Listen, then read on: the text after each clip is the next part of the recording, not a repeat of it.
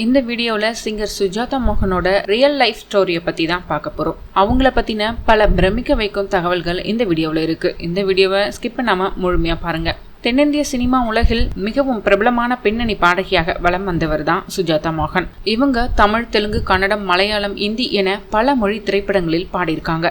இதுவரைக்கும் 4000 பாடல்களுக்கு மேல பாடியிருக்காங்க.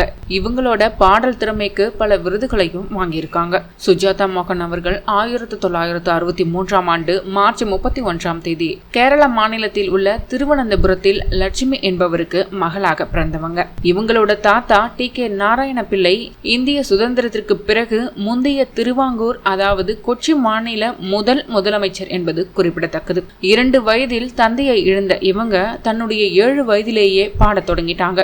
கர்நாடக இசை மேதையும் பிரபல பின்னணி பாடகருமான கே.ஜே. யேசுதாசுடன் இணைந்து கிட்டத்தட்ட 2000க்கும் மேற்பட்ட மேடை நிகழ்ச்சிகளில் பாடி தன்னுடைய மழலை குரலால இசை ரசிகர்களை தன்வசப்படுத்தினாங்க. பிறகு 12 வயது இருக்கும் பொழுது 1975ஆம் ஆண்டு எம்.கே. அர்ஜுனன் இசையில் வெளிவந்த டூரிஸ்ட் பங்களா என்ற திரைப்படத்தில் கண்ணெழுதி பொட்டு தொட்டு என்ற பாடலை பாடி திரைப்படத் துறையில தன்னுடைய முதல் பாடலை பதிவு செஞ்சாங்க. அதற்கு பிறகு இசையமைப்பாளர் எம்.ஜி. ராமகிருஷ்ணன் அவர்கள் திரைப்பட இசை அல்லாத பல பாடல்களை பாடக்கூடிய வாய்ப்பை இவங்களுக்கு வழங்கினாங்க. அந்த நேரத்தில் இவருக்கு தமிழில் பாட வாய்ப்பு ஏற்பட்டது. தமிழ் சினிமாவில் 1977ஆம் ஆண்டு காயத்ரி என்ற திரைப்படத்தின் மூலம் இளையராஜா இசையில் தன்னுடைய முதல் பாடலை பாடிய சுஜாதா அதற்கு பிறகு 1988ஆம் ஆண்டு மோகன்லால் நடித்த சித்ரம் திரைப்படத்தில் 2 பாடல்களை பாடி மலையாள சினிமாவில் புகழ் பெற்றாங்க. இதனை அடுத்து தமிழ், மலையாளம், தெலுங்கு, கன்னடம் மற்றும் இந்தி என அனைத்து மொழிகளிலும் பாடத் தொடங்கிய இவங்க சுமார் 4000க்கும் மேற்பட்ட பாடல்களை பாடி பல விருதுகளை பெற்றிருக்காங்க.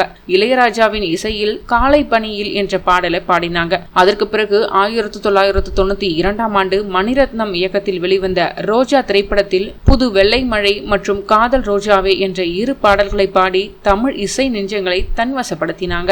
அதனைத் தொடர்ந்து பல தமிழ் பாடல்களை பாடிய சுஜாதா அவர்கள் நேற்று இல்லாத மாற்றம், ஆத்தங்கரை மரமே, என் வீட்டு தோட்டத்தில், பூக்கும் ஓசை, பூவுக்குள் ஒளிந்திருக்கும், ஏதோ ஒரு பாட்டு, காற்றின் மொழி, இரவா பகலா, காதல் நீதானா, அழகூரில் பூத்தவளே, ஆசை ஆசையாய் இப்பொழுது, உன் சமையல் அறையில் போன்ற பல பாடல்கள் இவருக்கு வெற்றியை தேடித்தந்தது.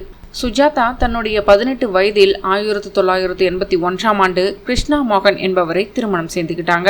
இவர் ஒரு டாக்டர். இவர்களுக்கு ஒரே மகள் ஸ்வேதா மோகன். இவர் 1985ஆம் ஆண்டு நவம்பர் 15ஆம் தேதி சென்னையில் பிறந்தவங்க.